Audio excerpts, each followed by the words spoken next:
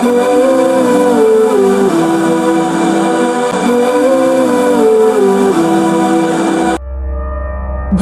গল্প। নুপুরের শব্দ। গ্রামের একদম প্রান্তে ছিল একটি পুরনো পরিত্যক্ত জমিদার বাড়ি। এলাকাবাসী জানত সন্ধ্যার পর কেউ ওই বাড়ির পাশ দিয়েও হাঁটে না, কারণ প্রতি রাতেই সেখানে শোনা যেত একটি মেয়ের নুপুরের শব্দ, টুক টুক টুক। রাহুল ছিল শহরের ছেলে, ছুটিতে দাদুর বাড়িতে এসেছিল। সে এই ধরনের ভূতের গল্পে বিশ্বাস করত না। একদিন সন্ধ্যায় গ্রামের ছেলেরা যখন ভয়ে কথা বলছিল, রাহুল হেসে বলল, নুপুরের শব্দ, ওসব কল্পনা, আমি প্রমাণ করে দেখাবো কিছুই নেই। সবাই মিলে শর্ত দিল, যদি রাহুল রাতে জমিদার বাড়িতে যায় আর কিছু না ঘটে, তবে সবাই তাকে সাহসী মেনে নেবে। রাহুল রাজি হয়ে গেল। রাত 11টা। হাতে টর্চ, কাঁধে ব্যাগ আর বুক ভরা সাহস নিয়ে রাহুল ঢুকল জমিদার বাড়িতে। চারপাশে অদ্ভুত নীরবতা, ধুলোমাখা আসবাব, ঝুলে থাকা জাল আর ভাঙাচোরা মেঝে।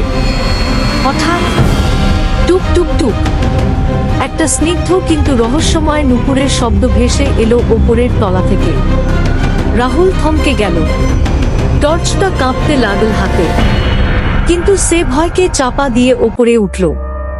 দেখল একটা মেয়ে দাঁড়িয়ে আছে বারান্দায়।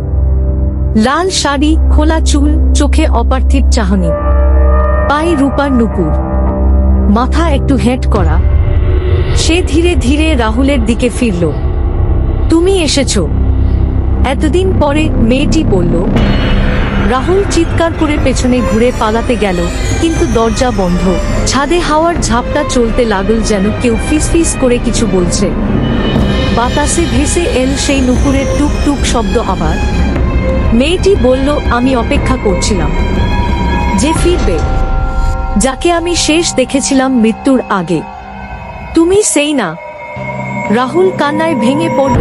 আমি তো কিছু করিনি, আমি তো শুধু এসেছিলাম প্রমাণ করতে ভূত বলে কিছু নেই। মেয়েটির চোখ লাল হয়ে উঠল। সে বলল, ভুল করেছ, এখন আমি তোমায় ছাড়ব না। পরদিন সকালে গ্রামবাসীরা জমিদার বাড়ির সামনে দেখতে পেল রাহুলকে। মাটিতে পড়ে আছে, চোখ দুটো খোলা কিন্তু প্রাণহীন, আর তার পাশে ছড়িয়ে ছিটিয়ে রয়েছে দুটো রূপার নুপুর, যেগুলো আসলে কার ছিল কেউ জানে না। সেই থেকে নুপুরের শব্দ শোনা যায় না আর, কারণ নাকি মেয়েটি এবার সঙ্গী পেয়েছে।